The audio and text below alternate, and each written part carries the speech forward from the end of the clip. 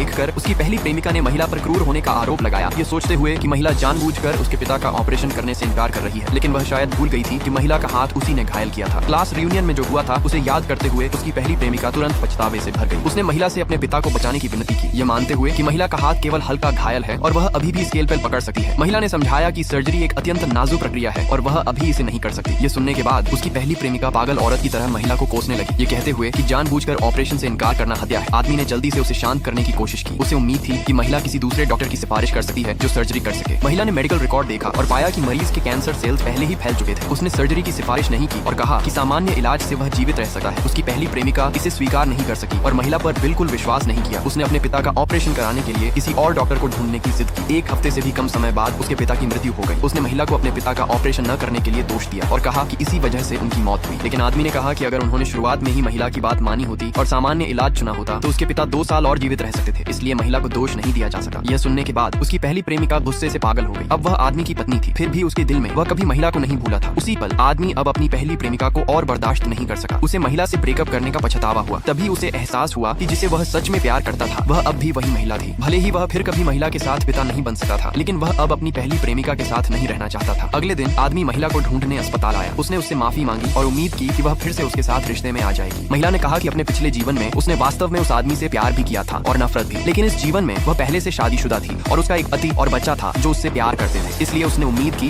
कि आदमी उसे ढूंढने आना बंद कर देगा। काम के बाद उसकी पहली प्रेमिका अचानक महिला के सामने घुटनों पर बैठ गई और कहा कि उसके पिता मर चुके हैं और उसका परिवार भी दिवालिया हो गया है। अब आदमी उससे तलाक मांग रहा था। उसने महिला से मदद की भीख मांगी और उसे आदमी को तलाक न देने के लिए मनाने को कहा, वरना उसके पास कुछ भी नहीं बचेगा। महिला उसकी मदद नहीं कर सकती थी क्योंकि जो कुछ वह अब झेल रही थी वह उसका अपना कर्म था। यह कहने के बाद महिला मुड़ी और चली गई। अप्रत्याशित रूप से उसकी पहली प्रेमिका ने एक खंजर निकाल लिया। उसे विश्वास था कि महिला ने उसकी जिंदगी बर्बाद कर दी है और वह बदला लेने के लिए उसे मारने की योजना बना रही थी।